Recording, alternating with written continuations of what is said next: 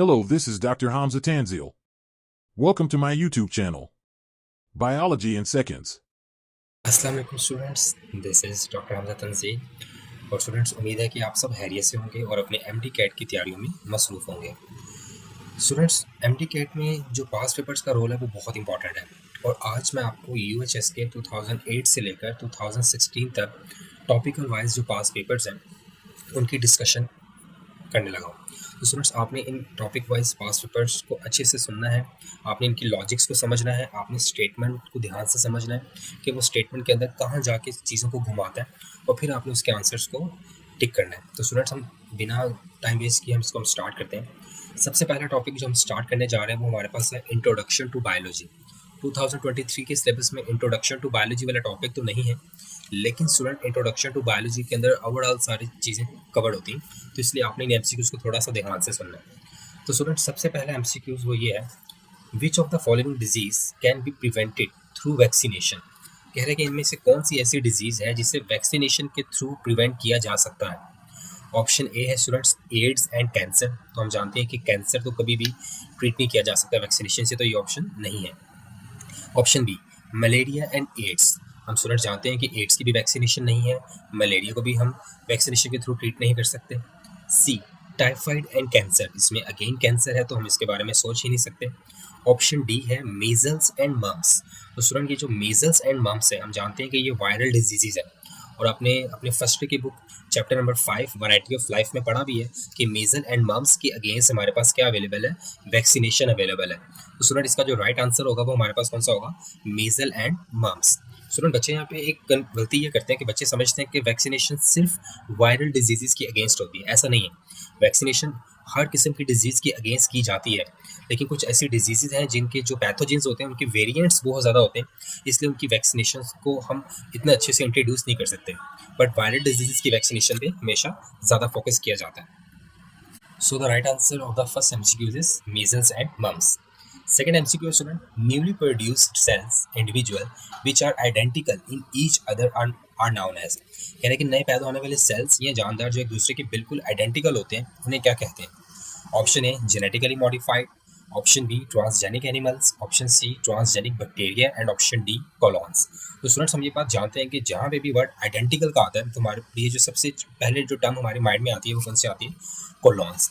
तो इसका जो राइट आंसर है वो ऑप्शन कौन सा होगा, डी कॉलोन्स। क्योंकि जो भी आइडेंटिकल सेल्स या आइडेंटिकल इंडिविजुअल्स प्रोड्यूस किए जाते हैं उन्हें उस टेक्निक को हम क्या कहते हैं, क्लोनिंग। और जो सेल्स या इंडिविजुअल्स प्रोड्यूस होते हैं उन्हें हम क्या कहते हैं, कॉलोन्स। तो right answer here is D कॉलोन्स।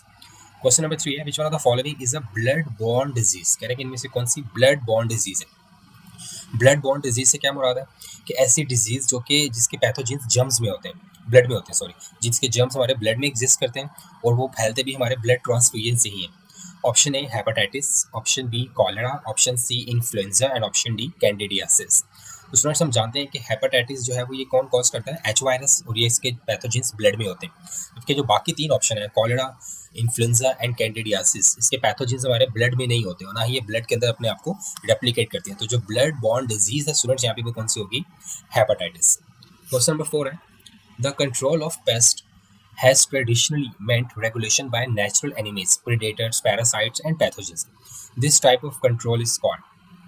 कह रहे हैं कि जो हमारे पास हशरात वगैरह हैं उन्हें हम ट्रेडिशनली कंट्रोल होते हैं किनसे, अपने ही दुश्मनों से, जो जैसे कि पैरासाइट्स और पैथोजेंस वगैरह। इस तरह के कंट्रोल को क्या कहते हैं। Option A cultural control, option B pesticides control, option C biological control and option D insecticides control. तो स्टूडेंट्स, आप देख रहे हो कि इसके अंदर हमने कोई एक्सटर्नल आर्टिफिशियल केमिकल अप्लाई नहीं किया पेस्ट को किल करने के लिए, ये अपने ही नेचुरल एनिमीज से क्या हो रहे हैं, किल हो रहे हैं। तो ये जो कंट्रोल होगा ये कौन सा होगा, बायोलॉजिकल कंट्रोल, क्योंकि इसके अंदर किसी भी चीज़ को हमने कंट्रोल किया बाय यूजिंग लिविंग ऑर्गेनिजम्स। तो जो लिविंग ऑर्गेनिजम्स के थ्रू किसी हम लिविंग ऑर्गेनिजम्स को कंट्रोल करते हैं तो that control is biological control. तो इसका राइट आंसर कौन सा होगा, option B biological control. Question number 5 है, population of different species plants and animals live in the same habitat form a. कह रहे हैं कि डिफरेंट स्पीशीज, आपने वर्ड पे फोकस करना है, डिफरेंट स्पीशीज। अगर वो डिफरेंट स्पीशीज की बात करें जो एक ही वक्त में एक ही जगह पे रहें तो उन्हें क्या कहेंगे। Option A community, option B ecosystem, option C biosphere and option D micro habitat. Students, हम जानते हैं अगर वो कहता same species live in the same place at the same time तो राइट आंसर कौन सा होता? पॉपुलेशन। लेकिन उसने यहाँ पे कहा कि different species live in the same place at the same time, तो यहाँ पे जो राइट आंसर होगा स्टूडेंट्स वो कौन सा होगा? कम्युनिटी। क्वेश्चन नंबर 6 है, the part of the body which forms a structural and functional unit and is composed of more than one tissue is called. कह रहा है कि हमारी बॉडी का वो पार्ट जो कि स्ट्रक्चरल और फंक्शनल यूनिट है and is composed of more than one tissue is called, और वो एक से ज़्यादा टिश्यू से मिलकर बना होता है। अब यहाँ पे बात आ गई टिश्यूज से ज़्यादा, एक या एक से ज़्यादा टिश्यूज से मिलकर बना हुआ है। तो स्टूडेंट्स हम जानते हैं कि टिश्यूज मिलके क्या बनाते हैं? ऑर्गन। तो यहाँ पे जो अगर हम ऑप्शंस को देखें, ऑप्शन ए है ऑर्गन, ऑप्शन बी है ऑर्गेनेली, ऑप्शन सी है organ system and option D है होल ऑर्गेनिजम्स। तो स्टूडेंट आपके माइंड में जो करेक्ट आंसर आना चाहिए वो कौन सा आना चाहिए? ऑर्गन, क्योंकि टिश्यूज के मिलने से क्या बनता है? ऑर्गन बनता है। क्वेश्चन नंबर 7 है, a method in which pest are destroyed by using living organisms. कह रहे कि एक ऐसा मेथड जिसके अंदर हम कीड़ों मकोड़ों को मारते हैं बाय यूजिंग लिविंग ऑर्गेनिजम्स और नेचुरल एनिमीज इज कॉल्ड। ये ऊपर भी हमने डिस्कस किया है कि कीड़ों मकोड़ों को अगर मारा जाए उन्हीं के नेचुरल एनिमीज को यूज करके, तो ये मेथड कौन सा होगा? Option A pasteurization, option B integrated disease management, option C biological control and option D genetic engineering. तो स्टूडेंट्स हम जानते हैं कि option C is the right answer, क्योंकि अगर कोई भी पेस्ट किल हो रहा है अपने ही नेचुरल एनिमीज से, हम कोई आर्टिफिशियल असिस्टेंस से उसको किल नहीं कर रहे, तो ये क्या होगा? बायोलॉजिकल कंट्रोल होगा। क्वेश्चन नंबर 8 है, chemical produced by microorganisms which are capable of destroying the growth of microbes are called। कह रहे हैं कि ऐसे केमिकल जो कि माइक्रो ऑर्गेनिजम्स प्रोड्यूस करते हैं और उनमें एबिलिटी होती है डिस्ट्रॉय करने की growth of microbes are called, उस केमिकल को क्या कहते हैं? Option A antigen, option B biocidin, option C antiseptics and option D antibiotics. तो स्टूडेंट यहाँ पे वो उस केमिकल के बारे में पूछ रहे हैं जो कि माइक्रो ऑर्गेनिजम्स प्रोड्यूस करते हैं और उससे माइक्रो ऑर्गेनिजम्स की ही ग्रोथ को क्या किया जाता है? कंट्रोल किया जाता है या डिस्ट्रॉय किया जाता है। तो स्टूडेंट्स का जो राइट आंसर है हमारे पास एंटीबायोटिक्स, क्योंकि स्टूडेंट्स हम जानते हैं कि बैक्टीरिया भी एंटीबायोटिक्स प्रोड्यूस करते हैं। ठीक है, तो आपने ये जो स्टेटमेंट है ये थोड़ी कंफ्यूज करने वाली थी आपको, तब आपको क्लियर हो चुका होगा कि वो किस टेक्निकलिटी से सवाल बना सकते हैं एमटीकैट के अंदर। तो क्लियर आपका आंसर, इसका राइट आंसर क्या है? एंटीबायोटिक्स। कैसे? क्योंकि यहाँ पे जो माइक्रो ऑर्गेनिजम्स की बात कर रहा है वो बैक्टीरिया है। ठीक है, और बैक्टीरिया ही ऐसे माइक्रो ऑर्गेनिजम्स जो कि केमिकल प्रोड्यूस करते हैं। बाकी जो ऑप्शन अगर हम बात करें बायोसाइडल, एंटीसेप्टिक्स, ये तो सारे आर्टिफिशियल ही हैं, लेकिन अगर इनमें से नेचुरली बात की जाए कि किससे हम नेचुरली एंटीबायोटिक्स बनवाते हैं तो वो बैक्टीरिया। क्वेश्चन नंबर 9 है, the simplest independent unit of life is known as. कहने का जो सबसे सिंपलेस्ट यूनिट ऑफ लाइफ है, सिंपलेस्ट की बात की है इसने, तो हम जानते हैं कि हमारी बॉडी में जो सबसे सिंपल चीज़ है वो कौन है? सेल। तो यहाँ पे ऑप्शन क्या क्या है? बैक्टीरियल कॉलोनी, ऑप्शन बी है सेल, ऑप्शन सी है क्लोरोप्लास्ट एंड ऑप्शन डी है डीएनए। तो स्टूडेंट यहाँ पे जो राइट आंसर है वो हमारे पास कौन सा होगा? सेल। क्वेश्चन नंबर 10 है, the plants having foreign DNA. कह रहे कि पौधे जिनके पास क्या होता है? फॉरेन डीएनए होता है, incorporated into their cells are called. कह रहे कि ऐसे पौधे जिनके सेल्स के अंदर हम एक फॉरेन डीएनए इंजेक्ट करते हैं, मतलब उनका अपना ओरिजिनल डीएनए तो बीच में है लेकिन उसके ऊपर हमने थोड़ा सा एक एक्स्ट्रा फॉरेन डीएनए भी क्या कर दिया? इनकॉर्पोरेट कर दिया। तो ऐसे प्लांट्स क्या कहलाते हैं? Option A clonal plants, option B transgenic plants, option C biotech plants and option D tissue cultured plants. तो स्टूडेंट्स हम लोग जानते हैं कि ये टेक्निक है, एक ऐसे प्लांट्स जिनके अंदर फॉरेन डीएनए होता है उन प्लांट्स को क्या कहा जाता है? Transgenic plants. इसी से मिलते जुलते टर्म्स हैं, ट्रांसजेनिक बैक्टीरिया भी और ट्रांसजेनिक एनिमल्स भी, जो अपने बायोटेक्नोलॉजी में पढ़ी। तो ऐसे प्लांट्स जिनके अंदर फॉरेन डीएनए होते हैं, जिनके सेल्स के अंदर फॉरेन डीएनए होता है, उन प्लांट्स को क्या कहा जाता है? ट्रांसजेनिक प्लांट्स कहा जाता है। तो option B is the right answer. Question number 11 है, pasteurization technique is widely used for preservation of. तो ये तो बहुत कॉमन है, आपको पता है कि लुईस पास्चर ने एक टेक्निक इंट्रोड्यूस की थी जिसकी मदद से वो क्या प्रिजर्व करता था? Milk and milk products. तो हम यहाँ पे ऑप्शंस देख लेते हैं।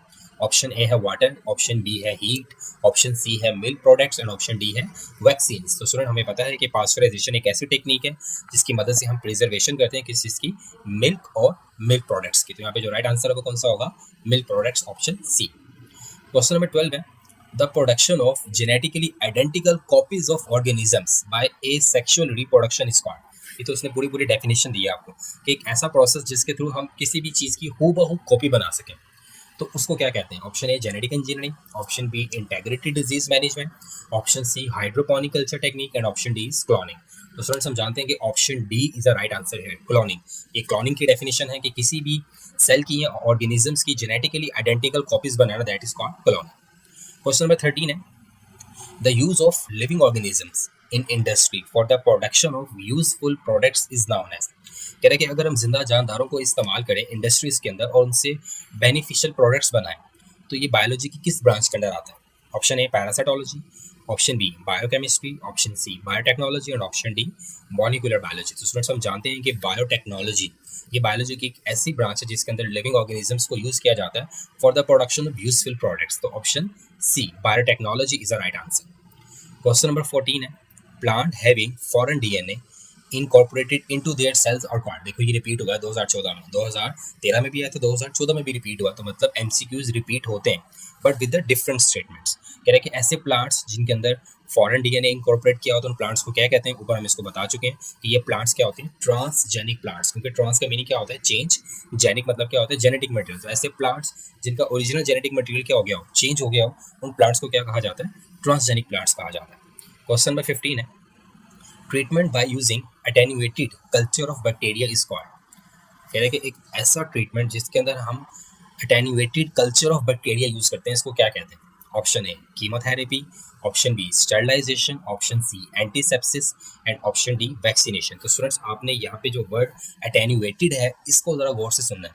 अटेन्यूएटेड कल्चर से मुराद डेड और वीक माइक्रो ऑर्गेनिज्म होता है। तो यहाँ पे वो डेड और वीक किसको कह रहे हैं? बैक्टीरिया। कह रहे हैं कि अगर हम बैक्टीरिया को डेड और वीक करके आपकी बॉडी में डालें तो ये किस तरह का ट्रीटमेंट होता है? तो स्टूडेंट्स आपने वैक्सीनेशन में क्या पढ़ा था कि वैक्सीनेशन करने के लिए हम क्या करते हैं कि उस माइक्रो ऑर्गेनिजम्स को जिस डिजीज के अगेंस्ट हम वैक्सीनेशन कर रहे होते हैं उसके पैथोजेंस को हम डेड और वीक करते हैं और बॉडी में इंट्रोड्यूस कर देते हैं, जिससे बॉडी उसके अगेंस्ट क्या बनाती है? एंटीबॉडीज। तो स्टूडेंट यहाँ पे जो राइट आंसर है वो कौन सा होगा? वैक्सीनेशन। तो जब भी अटेन्यूएटेड कल्चर का वर्ड आएगा तो आपके माइंड में फौरन से क्लिक करना चाहिए इट इज अ डेड और वीक माइक्रो ऑर्गेनिज्म। ये बहुत बहुत बहुत लॉजिकल सवाल है। क्वेश्चन नंबर 16 है the major cause of hepatitis B is. कह रहे हैं कि हेपेटाइटिस बी का सबसे मेजर कॉज क्या है? तो स्टूडेंट्स हम जानते हैं कि हेपेटाइटिस जो बी है, ठीक है, ये HBV मतलब हेपेटाइटिस बी वायरस कॉज करता है और इसके जो मेजर कॉज है वो हम देखते हैं। ऑप्शन ए है ब्लड ट्रांसफ्यूजन, ऑप्शन बी है ब्लड क्लॉटिंग, ऑप्शन सी है absence of fibrinogen and option D है कंटेमिनेटेड सॉइल। तो स्टूडेंट्स हम जानते हैं कि हेपेटाइटिस बी जो है उसे हम सीरम हेपेटाइटिस भी कहते हैं और serum hepatitis, serum is a part of blood. तो हम जानते हैं कि जो हेपेटाइटिस बी का सबसे मेजर कॉज है वो क्या है? Blood transfusion. तो यहाँ पे जो ऑप्शन ए है it is a right answer है। क्वेश्चन नंबर 17 है which one of the following edible product is widely pasteurized. कह रहे हैं कि इनमें से ऐसी कौन सी प्रोडक्ट है जिसे हम खाते भी हैं और उससे पास्चराइज भी करते हैं, मतलब उससे पैथोजेन से क्लीन आउट भी करते हैं। तो पास्चराइज का वर्ड जहाँ आता है उसका मतलब हमारे पास क्या होता है? Milk and milk products. तो ऑप्शन ए है सॉफ्ट ड्रिंक्स, ऑप्शन बी है मैंगो स्क्वैश, ऑप्शन सी है मिल्क एंड ऑप्शन डी है ऑरेंज जूस। तो स्टूडेंट्स हम जानते हैं कि पास्चराइजेशन में हम मिल्क और मिल्क प्रोडक्ट्स को प्रिजर्व करते हैं। So the right answer here is milk. Question number 18 है dash is a branch of biology used for the identification and interpretation of fossils. कह रहा है कि बायोलॉजी की एक ऐसी ब्रांच जो कि फॉसिल्स की स्टडी करती है, उनकी आइडेंटिफिकेशन और उनकी इंटरप्रिटेशन करती है, उसे क्या कहते हैं? ऑप्शन ए है एवोल्यूशन, ऑप्शन बी है पैलियोंटोलॉजी, ऑप्शन सी है जू जियोग्राफी एंड ऑप्शन डी है बायोडाइवर्सिटी। तो स्टूडेंट्स हम जानते हैं कि फॉसिल्स की जो स्टडी है वो पैलियोंटोलॉजी में की जाती है। Palaeontology is a branch of biology in which we studied about fossils. तो यहाँ पे जो राइट आंसर है वो कौन सा बनेगा? पैलियोंटोलॉजी। तो स्टूडेंट्स ये हमारे पास इंट्रोडक्शन ऑफ बायोलॉजी के एमसीक्यूज से जो कि पास पेपर्स में आए हुए हैं और आप लोगों ने ये बात नोट की होगी ये सारे एमसीक्यूज डिफरेंट चैप्टर्स से लिए गए हैं, उनसे लिंक्ड करके उसने बनाया है। तो इसका मतलब है कि आपके लिए ये एमसीक्यूज भी प्रिपेयर करना ज़रूरी है। इसमें जो सबसे क्रिटिकल पॉइंट है वो आपको मैंने कौन सा बताया? अटेन्यूएटेड कल्चर वाला। ये पॉइंट आपने बड़े अच्छे से मेमोराइज करना है। और सेकंड आपने इसके अंदर जो पॉइंट मेमोराइज करना है वो हमारे पास कौन सा था? Chemically produce by micro organisms which are capable of destroying the growth of microbes. Question number 8 जो था जिसका मैंने आंसर आपको एंटीबायोटिक्स बताया था क्योंकि ये चैप्टर नंबर 6 में से लिया गया था, उससे उसने उसको रिलेट किया है। तो आपके लिए इन पॉइंट्स को मेमोराइज करना जरूरी है ताकि 2023 में जो एमटीकेट आएगा उसके लिए आप हर लिहाज से प्रिपेयर हो। और आप जानते हो कि जो नम्स है, नम्स के अंदर भी इस तरह के क्वेश्चन पूछे जाते हैं। तो बेस्ट ऑफ लक फॉर 2023 एमटीकेट। इंशाल्लाह नेक्स्ट वीडियो के अंदर मैं आपको नेक्स्ट टॉपिक जो कि हमारे पास कौन सा है? सेल बायोलॉजी, उसके पास पेपर्स के बारे में डिस्कस करूँगा।